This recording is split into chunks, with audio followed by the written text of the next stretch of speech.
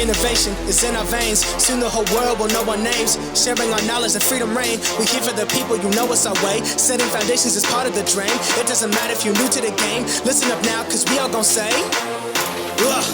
elevate, elevate, elevate, higher, elevate, elevate, elevate, higher. We gon' rise up, we all gon' shine. Work through adversity, stay on the grind. Elevate, elevate, this is our time. Elevate, elevate. Welcome to the Elevate Podcast, everyone. It's so great to have you all on one more time. It's your boy Josh. And Reg. And we're grateful to be back on with you yet again. We got a fun week laid out. Yes, you know, Parliament might be out of session and summer break, but that doesn't stop the craziness from going down. We'll be talking about, well, a new surtax that has now peaked its head once again 2.5 years later. That could actually come into fruition here in this country. Second is, where's housing at? What's happening? Where's the household debt at? Why are we all broke and poor? What's going to happen moving forward? This and so much more. Reg, how you feeling, big dog? I'm feeling good. Feeling like I need another day off though. Yeah. Weekend. Yeah, I had an awesome weekend. It rained like cats and dogs, but it was still a lot of fun. I went to a friend's cottage for the weekend for his birthday. Avid listener of the show, really, really good guy. And had a really great time celebrating him with his friends and family, and now my friends. Let's go, shout out those friends. So it was an excellent weekend. It was so much fun, and lots of good laughs, good memories, and good quotes from the weekend. I'm sure that's awesome, dude. Yeah, I think for myself, I had a good weekend too.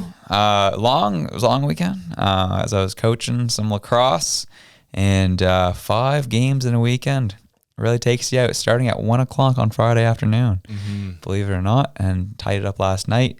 We ended up going undefeated, winning the gold, and laying the smack of down on everybody. And that was my first time. Fine, you get it. There we go. It was the first time I ever got into a verbal altercation with the opposing team's coach during a game. That was new for me, so that was fun. What was the language you used? You know, what was the rhetoric that you used? It was, I might have punched under the belt a little bit. But so there were 2 younger guys who played junior lacrosse last year. I thought they were still in that league this year. Turns out they're in my league this year, but I didn't know that at the time. And so what happened, there was like a skirmish on the far end of the floor. Our guys are getting into it, their guys are getting into it. And I was just yelling at our guys like, get out of it, stay out of it. The problem is their coaches thought I was yelling at their players. And they turn around, what do you mean stay out of it? Your guy just suplexed my guy in the corner. Starts freaking out. I was like, I had like a split second thought. I was like, I don't care. I don't care to engage in this. It's whatever. But I'm like, man, I want to have some fun today. And I was like, buddy, take it easy. Stick to the practice roster in junior, you polo boy, and relax. So it was, he didn't like that too much. No. So, but his comeback to me in the handshake line was like, I'm not in junior. I'm playing senior this year. And I was like, got me there, brother. Yeah. Got me there. Sit yourself down. Yeah, like, oh, yeah, that was a good comeback. All right, cool. But it was good all weekend. Good fun times. So good times by all, I think. Yeah, it was hot. It's hot this week. Humidex everywhere. Oh, yeah. I mean, and you better believe that the rhetoric online has been like, this is climate change happening. Feel that weather. I'm like, this is called summer. Yeah, like, enjoy it. Seriously, enjoy the humidity on your skin. Let it lather you up and let your skin shine, babies. You're here for it. Gross. Oh, baby. It's going to be good. But we got that ain't on the news now. We got some stuff in the news. What's happening? Seems like there's a long list here there, sir. We got a laundry list, so I'll try not to bore you too much, but LCBO in Ontario, they've been striking. Good call. Telling Ontarians it's going to be a dry summer, so if they don't get their negotiations sorted. So shout out to Ontario for taking a dry summer. Good for you. Yeah, it's good for the health. Good for your health. I did not have a dry weekend, so... Also, Trudeau going to Washington to the NATO summit, and he says he's going to promote Canada and support further investment in Ukraine. Oh, wait a second. I think you meant to say further investment in Canada. Is that what you meant? No. Oh, it's further investment in Ukraine. Got it. Okay, cool. Because Ukraine votes for him, right? Oh, true. But, anyway, speaking of conflicts, we had a protester outside of McGill get arrested at a pro-Palestinian protest for smashing out the windows in McGill. So everybody who's like, we need to stand behind our students. Mr. 66-year-old man here was not a student, but felt the need to smash the windows of the university. School of life, baby. Yeah. Also, the DST officially here. Woo. So tech Digital giants, sales tax. Let's go. Digital tech giants are going to have to pay a 3% levy on revenue from Canadian users, retroactive to 2022. No way. Mm-hmm. Retroactive. So came into the law as of June the 28th, and Freeland was out there right in front defending that law. Everybody was saying, don't you think this might be hurting Canadian content creators and folks who want to support those Canadian content creators? There's been a big push around like TikTok and the fact there's no creator fund here. And I mean, any hope of that's gone now because they have to pay extra. So she's like, let me be clear in true Christia fashion, and then defended her bill with saying a whole lot of nothing about nothing. Nice. But also in politics, Andy Fillmore, who is a Liberal MP for Halifax, right here where we're at, he's now running for mayor of Halifax. Officially. Meaning that he's going to have to pull out of his federal candidacy because he's already saw the writing on the wall and is like, I'm not getting elected again. Mm-hmm. And so now he's running for mayor. So we'll see what happens there. There's been a lot of speculation on whether he could take it. My vote is that he probably might actually take it. We'll see what happens. So for any locals here, you know what I'm talking about. You'll keep an eye on that. Absolutely. Stampede officially kicks off in Calgary. Trudy, unfortunately, is not making an appearance. His office said that he will not be able to attend due to other commitments. I get it, man. I wouldn't want to be there either if I was going to get hated on all the time. Everyone yelling at me. And it's hot. But hey, we just come flip one pancake. Just come flip one pancake. Just one. We'll be all good. Call it a day. They'll be turning him into a pancake and flipping him out of there. True.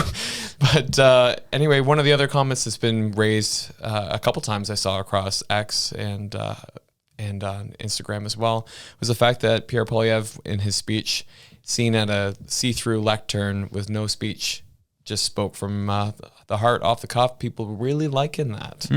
Which, I mean, it would be nice to have a leader that can actually string a sentence together. Well, yeah, but that was something that really made the Trump run in 2016 super popular. It's because he's doing that too. Yeah. So yeah. Well, I mean, it just makes sense. You don't seem to be. Obviously, he's got his stuff rehearsed. We're not dumb, but at the same time, it makes him more believable that he's actually committed to the words that he's saying if he's had to memorize them versus somebody who's reading them off a sheet for the first time. Yeah. Because your staffer wrote it for you. And Greece making headlines. They're bringing a 6-day work week, going the opposite way of everything. I think that's a mistake, sir. I think you mean to say 4 days. No. Oh, that's a 6. That's a 6. Gee, my eyes are going bad. Holy jumping. There we go. Yeah, so as part of new labor laws that were passed last year that just come into effect now, as of today, actually. So for those listening, it would have been yesterday. Greek workers will now be working a 48-hour work week. Gee. Yeah. How nice, eh? That's wild. And this, like I said, on the heels of most of the world going, 4-day work weeks are actually super effective. Mm-hmm. And Microsoft did a big study at a couple of their different facilities showing that workers were more productive, more happy, all this stuff. And Greece is like, nah, add another day on there. Dude, that's wild. Okay. Yeah. France and UK elections updates. So France, the left-wing party, the new Popular Front is now the elected body getting the most votes. They're a minority government there. National Rally, which was the right-wing government party, which I've noticed in every media article has to say far right. Yeah, that's what they have to say. Yeah. Is in third. And Macron, who was the prime minister before, his Ensemble Alliance is in second. And the reason being is that these parties actually picked up more seats because as they were noticing the National Rally, which is the far right, getting too many seats, they started to get a little worried. So people started dropping out and dropping out and dropping out so that it would push their runoff voting ahead so that they could add more seats. Interesting. Yeah. Very, very interesting. Funny how that works. Yeah. But you know what? Whatever, that's France's problem. They can deal with that. It's just fun to watch. Will be another revolution coming up? We'll see. I don't know. So the UK, their election, so left-wing Rishi Sunak, his party was defeated. To be fair, Rishi Sunak was never actually elected. The previous political leader stepped down. He took his place. Yep. So he was defeated by a landslide. And so right-wing Labour Party, led by Keir Starmer, now in power in the UK.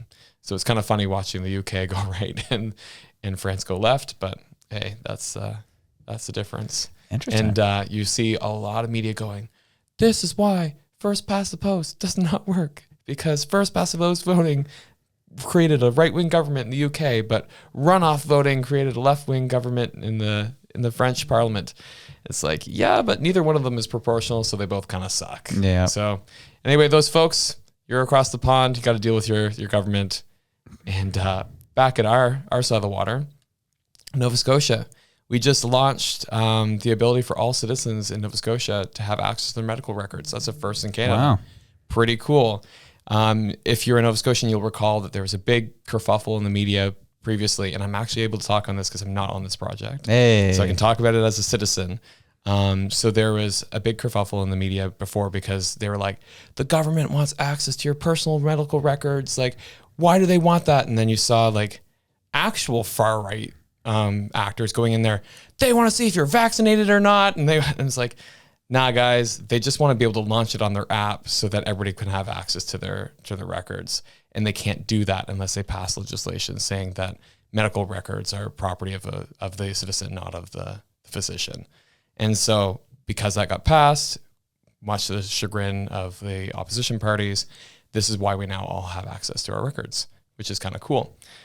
And so the other thing that happened in Canadian politics, though, is that the Liberal MP, Anthony Housefather, he is looking forward to his new role as the government's new special advisor on Jewish community relations and anti-Semitism. Oh. So they put that in place after he was threatening to leave and threatening to call attention to the fact that the Liberal Party does not support Jewish interests in Canada. So they were like, well, we'll give you this new position we just made up. And he's like, I guess I can stay. So he's there. He's representing in that role. And that pretty much wraps up our in the news, except for one special item that I'm going to leave to you. Oh, dude. wild story here. So I know this one's popping up on TikTok for the homies. Y'all probably heard about it, but halal chicken coming to a KFC near you. Starting in Ontario, it's an interesting situation here. What we're seeing is KFC has announced that all the restaurants in Ontario, eventually Canada, are going to be 100% halal, excluding Thunder Bay and Ottawa, and they are banning all pork products in their stores. That is a part of the halal way. And you're not allowed to have any pork products anywhere around or involved in your food processing or food prep.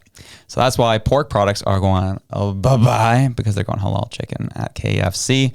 People are a little frustrated about this because, there's more than just one group here in Canada, and now people aren't going to be able to get their pork products at KFC. I don't eat KFC. I don't care. But it is an interesting story, if I have to say, just because we'll see where this goes. KFC's been struggling in general for a while. I'll be curious to see if this just, puts the fork in them and they are done. So Done like dinner. Done like dinner. There we go. It's funny because I don't eat KFC either because none of their crap is gluten-free. Oh, true. So, there's a local restaurant here in the city. Mary Brown? Just kidding. No. Mary Brown's isn't gluten-free either. Called Chicken Shop. They do all their. Oh, yes. They all do all their chicken gluten-free. So they put the bacon on there. They put the lettuce. They put the gluten-free bun on for me. I'm like, there we go. We're here for it. We are here for it. Yeah, it was, people are I think I saw 3 tweets pop up on my phone yesterday about it. I saw different TikToks about it today. I was like, people are fired up about this one. God love it. Even Reality Shannon, love her. Yeah. She was like, this is garbage. Yeah. I was like, you're not wrong, but honestly, I don't eat Dirty Bird anyway. So. Yeah, true. Well, there is, the only KFCs that are going to be keeping pork around and won't be going the halal way is if they're already connected to a Taco Bell. Oh, interesting. That is one of the exceptions that came out in the memo that KFC put out. So thought it was interesting. But online harms bill.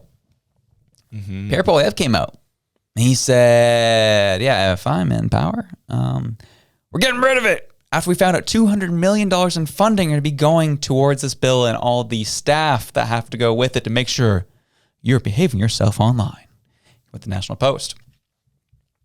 Poilievre would repeal online harms bill after PBO report finds $200 million in new bureaucracy. Bill C-63 would establish 3 new entities: the Digital Safety Commission, which is mandated to enforce the act and has the power to issue monetary penalties and fines, and the Digital Safety Ombudsperson. Wow, what a word. Which will support social media users. Both will be supported by the Digital Safety Office, which manages the day-to-day operations. More bureaucracy, more people funded by the government or being paid by the government, which means less private entities, private enterprises, and your country going down the drain. Yeah. So sounds about right. It was funny because when I saw that, I was like, that's it? That's it for 200 million? Mm-hmm. Really? I think that's grossly underestimated, honestly. But for 3 new arms of government, yeah, I agree with that. I'd say like 200 million per government arm, like, honestly. Yeah. So I think it just makes sense. It kind of goes into his whole rhetoric and plan about like no new funding without $1 saved in funding. I mean, yeah. So of course he would not support that. But yeah, just hilarious how this government thinks that we can just fund everything indefinitely. Yeah. Well, it's like, it's interesting, right? Because, this is maybe controversial. I'm thinking about Mr. Dave Ramsey. This is one thing I pulled from him, which I did agree with, is the idea of trying your best to pay for everything in cash.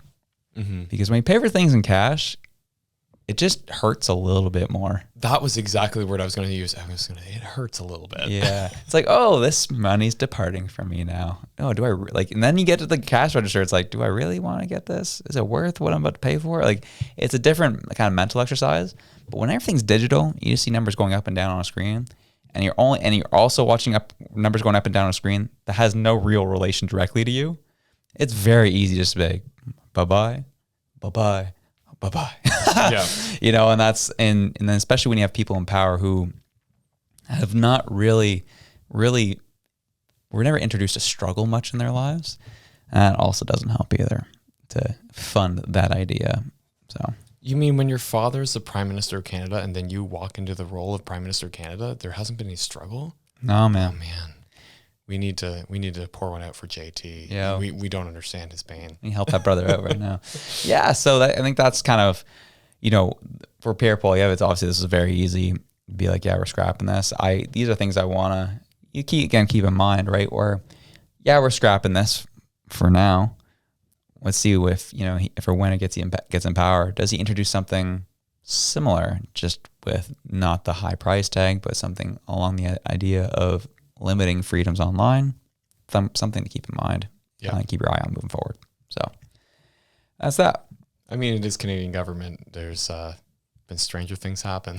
You're not wrong, dude. Not wrong. Next was like something else that's been kind of popping up a little bit. And I feel like we're going through rapid fire right now, but it's just, we're just stating the facts. We'll comment on it, give some opinion, but there's just a lot meatier things that we got to get to in this episode. But the idea of a surtax being introduced on homes valued $1 million or higher has come into the ether and to the public conversation once again. So there was a study done over in BC, funded by CMHC, of kind of, could we deal with the surtax to be able to, work on the housing inequities happening in the country. The idea would be to introduce a surtax that would actually build up over the years and then be billed to you once you sell. So, which is like, and it would only be taxed on anything above $1 million if your house is valued that high. People, this was a study that was done about 2.5 years ago, January of 2022. But has since come back into the conversation because, well, after all the stuff that happened with, Toronto St. Paul's, people asking for JT's head on a platter in the party, JT's like, okay, how can I win back the young base? Here's an idea. I'm going to sacrifice the boomers for the sake of trying to win over the young people. And people are now bringing this, like, this could actually be this could come into fruition. This could be implemented in order to win over votes here the next year or so. Yeah, which is kind of wild because when you think about it, it's just another problem where you're just trying to squeeze money out of something that you shouldn't be doing that to. Because when you look at the example of my home, even, I'll give you that. Like a couple years ago, my home was valued at $375,000. Now, after the crazy housing boom and the rampant population increase and immigration and just this crazy rush on housing, my house went up to $600,000 in valuation. It's like you look at places like Ontario and Toronto, where houses that are probably only $200,000 to build are now over $1 million, just by no virtue other than the fact that outside pressures are doing this. And then is the government going to go, oh, your house is now valued at, over $1 million? It's like, cool, thanks. I've been paying property tax on that valuation now for years. Are you going to remit that to me too? Mm-hmm. So it's really, really frustrating because I just look at it and say the average house price, unless you're willing to bring house prices down, which he's already said he's not willing to do that. Yep. Then this is just another money grab. Mm-hmm. This is I'm looking for another way to tax the wealth out of Canadians. Absolutely. And it's the definition of surtax, which I think is really interesting. And a surtax is a tax applied to anything that's after tax, really. Yeah. And that's kind of what happens. And it's the rate that we got to look at here is they're looking at flirting with the idea of anywhere of taxing between 0.3 to 1%, which again doesn't seem like a whole lot. But when they're literally over the years going to keep rolling it over until it's one big sum until you sell, that can add up. That can become a lot of money. But secondly, this shouldn't even be a conversation. I don't care how much of a percentage it is. I'm not even going to start the conversation there. The conversation is, shouldn't be a thing. I'm not going to debate over how much the percentage. Oh, I guess that seems reasonable. No, you already get an HST of 15%. You already get an income tax at ridiculous levels. I'm already getting property taxed. Well, this is the thing. I'm just saying, like, even when you look at just housing, like when we bought our house, we paid taxes on the land transfer, taxes to the lawyer, taxes to the municipality, taxes on the actual sale of the house itself. Like it was insane how much tax rolled into it. You're looking at a house that was $600,000 and you're still paying an extra $30,000 in just taxes and fees. Yeah. It's absurd. Yeah. So they're trying to add another one on. Like, do they really want to stop people from? Because like the big thing that I look at is that if these boomers are selling their houses and moving into condos or moving into long-term care, or moving into the other facilities, they might stay an extra year or an extra 2 years or an extra 5 in their homes because they don't want to take that hit. Mm-hmm. You know what I mean? Like, so if there's any way to disincentivize that natural progression of people in homes, there you go. Throw a tax on it. Because they keep letting us know that the carbon tax is a disincentive for action. Why are you throwing another tax on? You're just disincentivizing people from moving houses in a market where houses need to move. Yeah. Stop it. Yeah, again, nothing's official. Nothing's really happening. It's just that this conversation is boiling up again because of the pressure that's now being put on Trudeau. And you know that the Hail Marys are going to start coming for him to win over his party again and also win over the people. But I think obviously right now his first thing is to try and win over his party, and that he's going to do anything he can to do that. So wild. High cost of housing has folks considering a move out of Canada. Immigrants are bouncing, you're saying? Not just immigrants. Natural born Canadians and immigrants both are like, we're done. We're done. Wow. So Angus Reid actually did this poll over the course of I think it was a week and a half, from July 14th to July 20th. Sorry, June 14th to June 20th. And they surveyed about 4,200 Canadians. And they asked them, what's the likelihood of you moving? Do you think you'd be moving to another province? Do you think you'd be moving out of the country? And so what they found was that 2 in 5 new immigrants, so they classify that as a person who's lived in Canada for 10 years or less, they said, we're ready to go. We're done. Wow. And we're done because of housing. They actually specified the reason being, why would you want to leave Canada? It's because the housing costs are too much. And then the 3 in 10 Canadians are saying, yeah, we're going to leave our province. So what was interesting about that is that 45% of those that said they were going to leave their province said they would move elsewhere in Canada. And so the bulk majority is saying that they're going to go to Alberta. And then in second place is Atlantic Canada. Wow. So, and then after that was BC, and then after that Ontario, and then Saskatchewan, and then it was like others. And I was like, the only others like Northwest Territories of Manitoba. Yeah. Like, sorry Manitoba, but you didn't make it. You didn't make it. Yeah. But 15% of those people who said that they wanted to leave, though, said they're going to go to the U.S., and 28%, so almost 30%, said that they're going to go to other countries. And what I have to wonder, because I know from anecdotal conversations about the people saying they're either going to the U.S. or to other countries, there are people who have businesses, there are people who have wealth, there are people who have mobility and financial mobility. And like, those are the last people you want to leave this country right now, because they're the biggest contributors to our economy. And it's just really telling when you look at the fact that like the housing prices and cost of living has driven people from their homes and from the country. And this opinion poll actually shows that. Gee. And so that was last month. That was just last month. Wow. They did this poll. And so CBC, sorry. Global. Yeah. So Global News actually did a little bit digging, like further digging into this.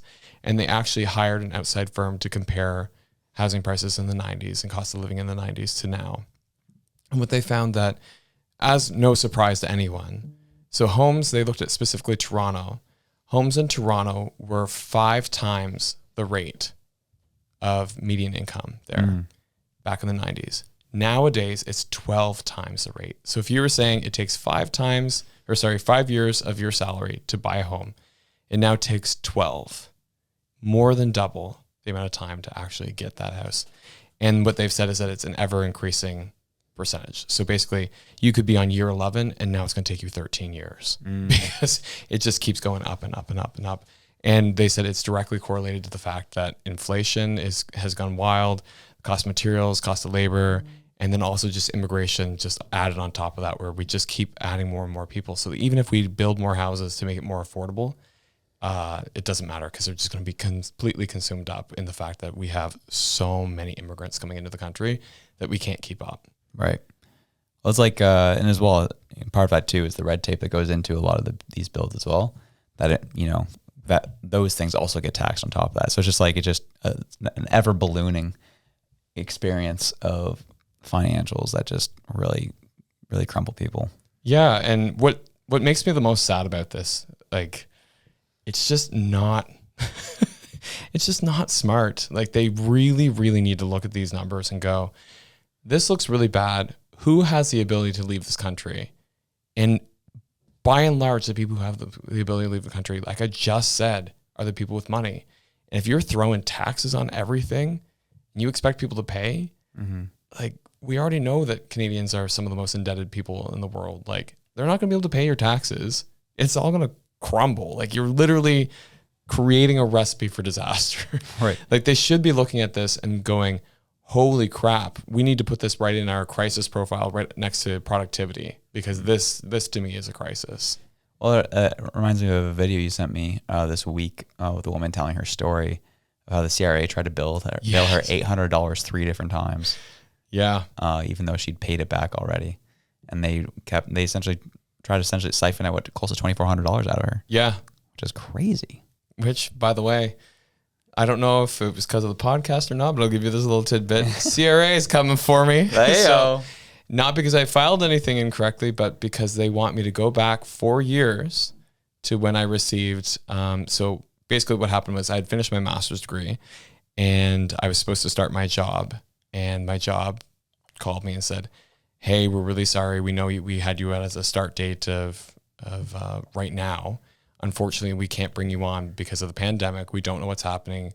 We don't know. We've basically put on our hiring freeze. So we're going to hire you in the next couple of months. So from March of 2020 to June of 2020, I collected CERB, waiting for that job to open up because the old pandemic shut everything down. And so collected CERB in that time. And so the CRA came back 4 years later and it's like, so we saw you collected CERB. And I was like, well, yeah, I was going to go on unemployment, but you told me to collect CERB. And they're like, Yep. So we need you to provide proof with income statements and with letters of support from your previous managers. I'm like, the hiring manager at that time doesn't even work at that company anymore. Neither does like the person above him. So I have to like try and go around a couple people. And luckily, like Halifax is small enough. The city itself is small enough, and this company is small enough that I know people that I can get that information. But it's like, and they're like, and have it to us in 45 days or else you have to pay back all the CERB again. Just like, Get out of here. you dicks, like you absolute dicks. Like, oh man. I Reg was fuming. Yeah. I was like, you collected I collected CERB from March to June, like the smallest amount of time. It wasn't like I was on it for like 3 years. Anyway, only because you guys are the reason why I couldn't work. Thank you, federal government. We're here for it. That's crazy, dude. Yep. Well, I'll be doing that this week. Woo! Good luck with that, sir. Thanks, CRA. Speaking of people being broke, we have the Desjardins report on household debt, and it's looking a little high, sir. Yeah. So What's going on here? Desjardins, they came out looking at household debt reports for Canadian consumers and found out, as I kind of alluded to earlier, that we are the third most indebted people in the entire planet. And so we're only behind Switzerland and Australia, actually. So yeah, not looking too good for us. But what they found was that more than half of all debt in Canada is carried by households in the two highest income quartiles. So as if they were to break down income earners in Canada, they split into 5. So your 2 highest actually carry more than 50% of all debt, which I thought was interesting because there's a whole lot of rhetoric right now about the rich need to pay their fair share. And it's like, it's looking like they're paying more than their fair share right now in Canada, but that doesn't bode well for the Liberals' rhetoric. But the income gap, though, between the top and the bottom grew exponentially, very, very high. Not surprised. So, yeah. So they said it actually reached a record level. So never seen before, this kind of gap between the lowest earners and the highest earners. And then with that, saying that wage growth has not kept pace with the rising cost of household consumption. So people are just taking on more and more and more debt and more debt instruments to try and pay their basic living costs. And so they said that households are making tough financial decisions to meet their obligations, such as curbing spending or taking on more debt. They specifically looked into debt load on line of credits and credit cards and other like consumer debt instruments. And people are using them just to fund their everyday living. Like, it's not like they're going on lavish trips. They're just trying to maintain a level of and standard of living that they had previously. Yeah. And to do that, they're using debt to service that. And like, personal story, like I did that last year when I was between my current job and my last job. I took a severance payout for the job because they eliminated my role. And while I was like waiting for the next one, we did that. We borrowed off of our line of credit because we could, and then paid that back once I got my new job. But if you're one of these people who've lost their job, or their wage just isn't keeping up with the rising cost of rents or the rising cost of food or gasoline or all of the above combined, they're borrowing off their lines of credit. They're borrowing off their credit cards in order to try and just like maintain that level of normalcy. And it's just not possible. And that's what they found.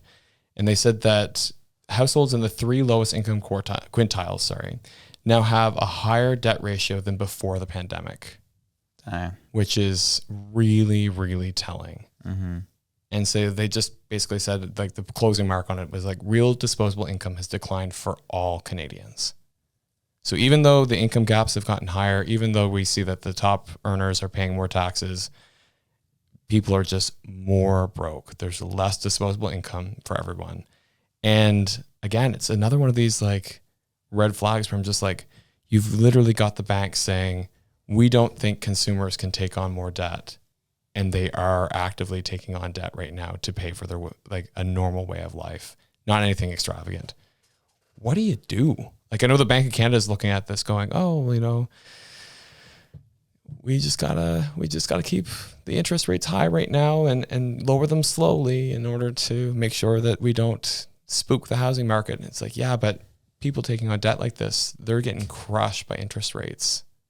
And so what happens then is that debt is now snowballing because the servicing costs are so high that they're borrowing from one instrument to pay the other. And it's literally that phrase of like stealing Peter to pay Paul. And it's challenging. So I feel like if people are in that situation right now, the only comfort that this report gives you is that you're not alone, that most Canadians are actually doing that. Mm-hmm. It's not a happy report, but at least it can bring people some semblance of normalcy to the fact that like, you're not a bad financial manager. You might not be making all the best decisions you can possibly make, but it seems like there's very few options for you at this time, which is hard.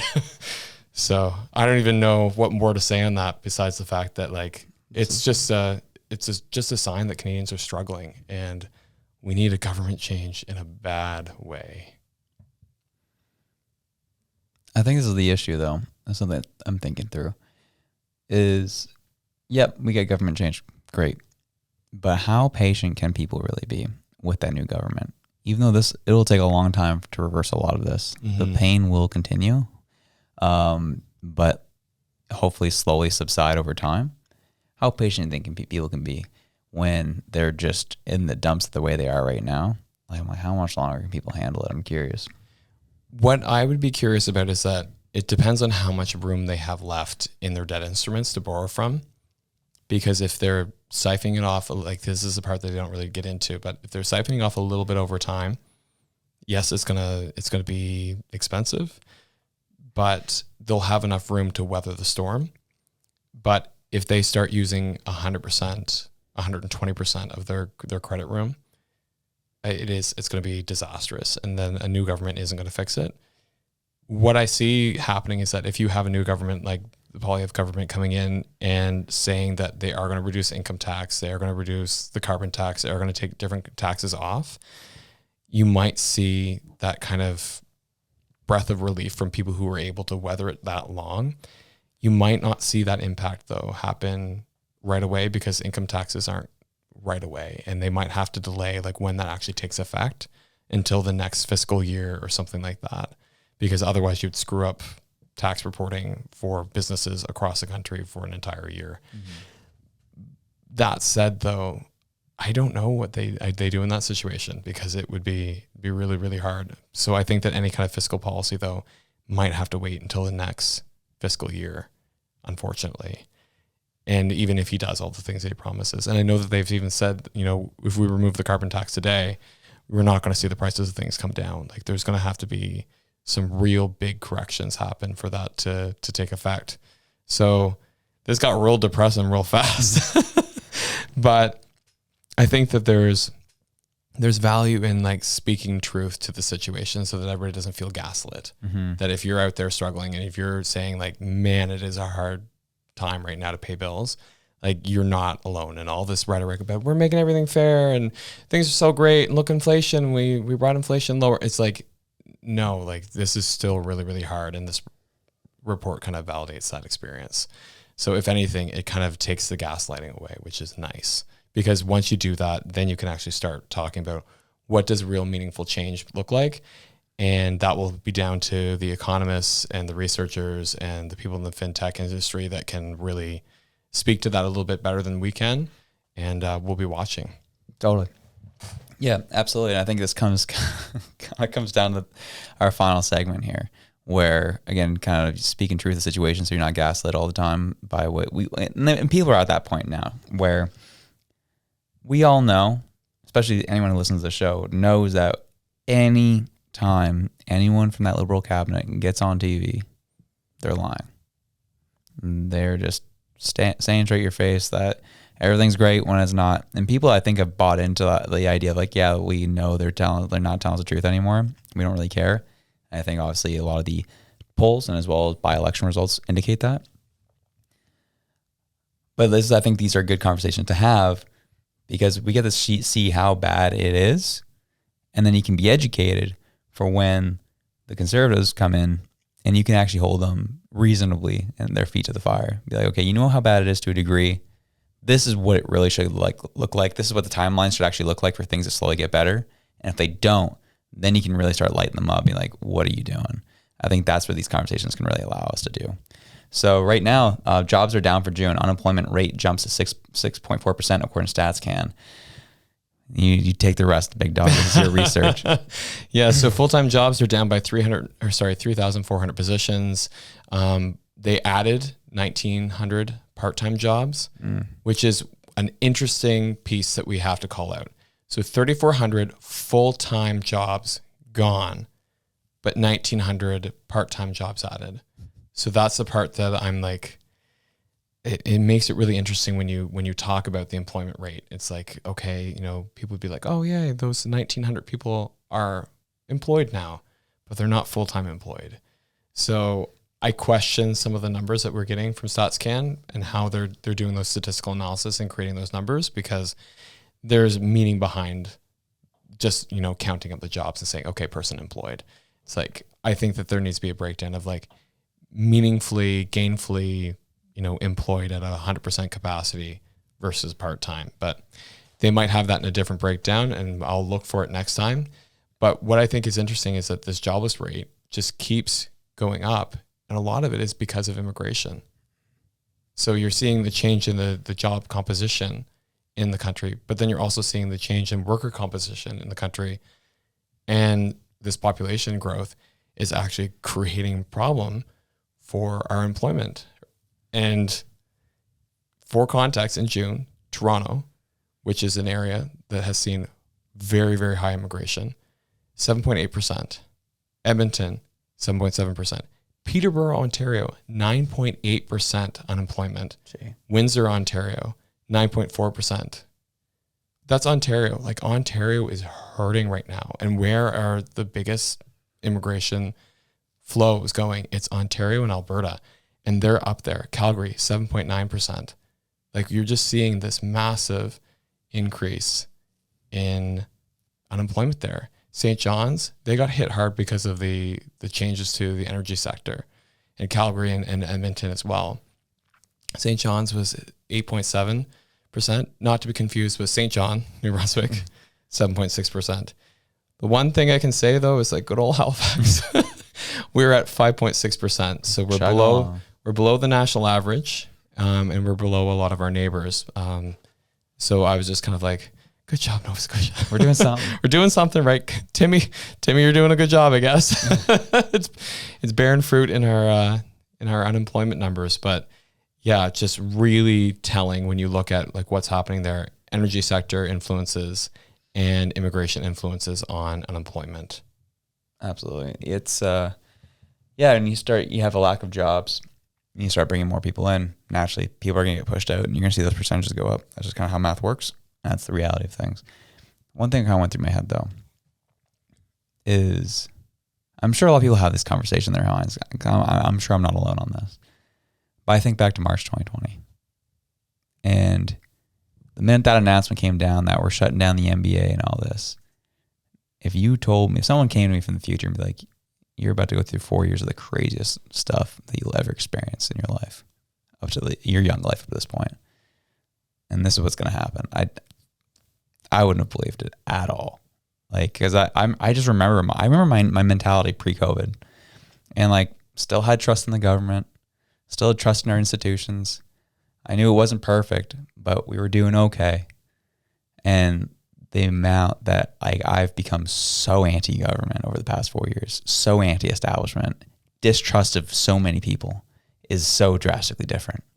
And I think that, and then seeing obviously happen, everything happen in politics, happen in our financial institutions, happen in the grocery sector, and obviously inflation, immigration, all this, it's been bonkers. Yeah, it has been.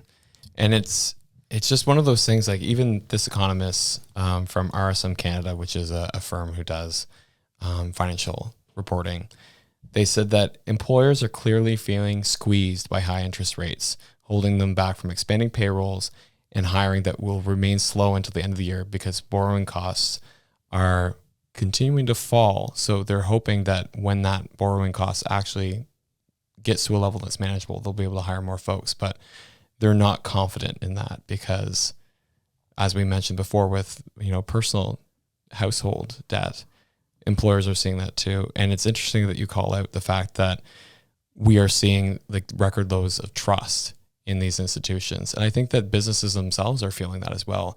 We look at the fact that like all these private landlords are now being vilified as like basically next to Satan. Yep, not wrong. And it's like, these are businesses that would be paying income tax as a business, that are providing homes for people. Then you see small mom and pop shops that would be hiring people that now can't. And then like their property tax is still going up, them, you know, trying to make ends meet and they can't because the cost of fuel to heat their business is now absurd. The cost of fuel to truck goods and services to their business, absurd. Like it's just, it all plays in together. Like none of this is a separate thing. Like the jobs being down, with the housing being ridiculous, causing people to want to leave the country. Like it's just, it's all connected. And I think what I can kind of say to sum it all up is that there's been so much gaslighting. And like you said, like that lack of trust, I feel like the same. It's just people trying to tell us that, oh, it's not so bad. You know, look at this other country. It's like, no. I'm looking at my country from 10 years ago and saying, what the heck happened? Mm-hmm. The unfortunate thing is that when it took 10 years to destroy, I think it will probably take about that length of time to get us back to where we need to be. I think that this incumbent party will probably be very aggressive and we'll start to see some changes happen quicker than others. But I think to fully feel like we've gotten back to some semblance of ourselves, I think it will probably take another decade to fix.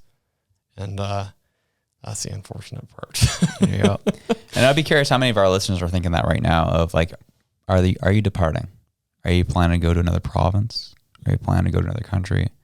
Where your heads are at? And we're really curious. Yeah. Because that's kind of, we're just want to get a pulse check, even just in our smaller community here who listen to this show, where you're at. What are you feeling? What are you seeing? And what conversations are you having with your families? And what you're going to be doing within the next year or 2 years? Be curious. Yeah. Because like, I love that they said that like so many people are looking at Atlantic Canada, and you talk to Atlantic Canadians here, they're like, we don't have any room. We don't have any houses. But even just like I said that I went to a cottage on the weekend, like driving through like the 45 minutes, the hour that it took us to get to that cottage, there is so much beautiful property everywhere that if the government was actually serious about creating infrastructure to bring either like light rail or like proper highway or proper internet infrastructure into those areas, you could really breathe life into a lot of communities that could benefit from higher population, that everybody didn't need to gather in the centers. Mm-hmm. I mean, that would be such a better way of living, don't you think? But yeah. Anyway, I've been doing some digging into 15-minute cities, so I'll have to save that for another conversation. Spice. Yeah, it's funny. The rhetoric on that stuff has really died down, I find. Yeah. And which makes me nervous more so because I'm like, is it that they are rejigging some things in the background, seeing how they can repackage it to make it more palatable to people? Or did they give up on it? Guess we'll find out. Well, it's if there's any parents who listen, you know that when the kids are quiet, that's when you get worried. Because like nothing good is happening. But anyway, yeah, like I said, we'll save the 15-minute cities conversation for another time because I'm kind of mixed bag on it all. I think that there's a lot of it that's crap and then there's some of it that are good. So much like everything else with the government and politics. But we'll keep you listening for another one. Absolutely.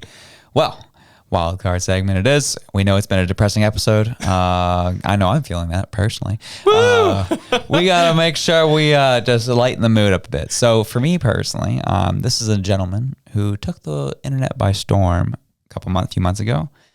And admittedly, I might have checked in on what he's doing.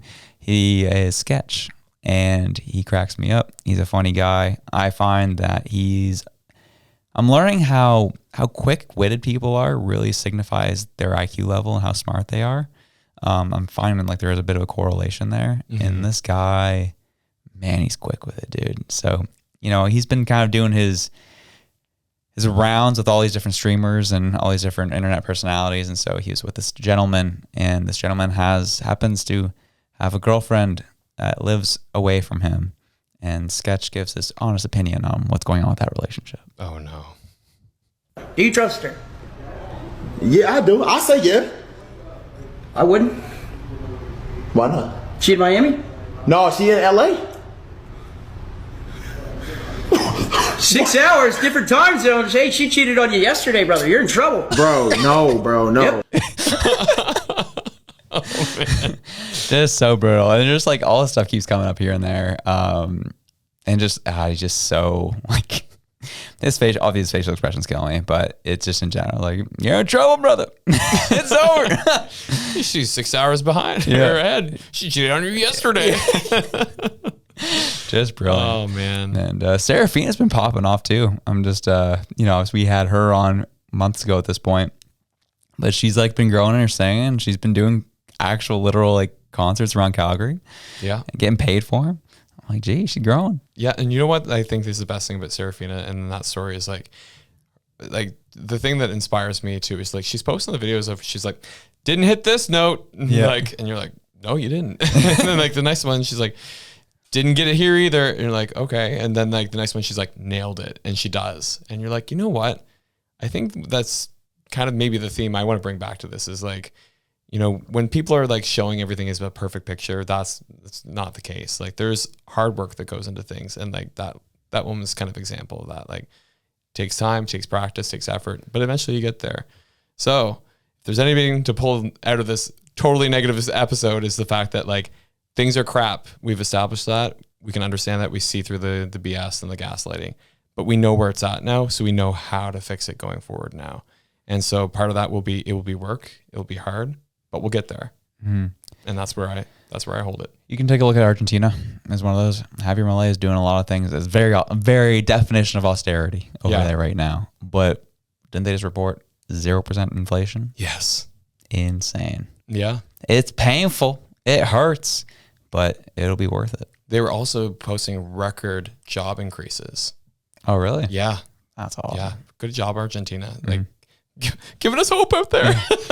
Don't cry for me, Argentina. Holy jumping. We love to see it. Well, we hope you have a great week. So whatever it is you're doing, whether you be going to the cottage or hanging out with friends or having a cold one, listen to us talk to you into your beautiful ears.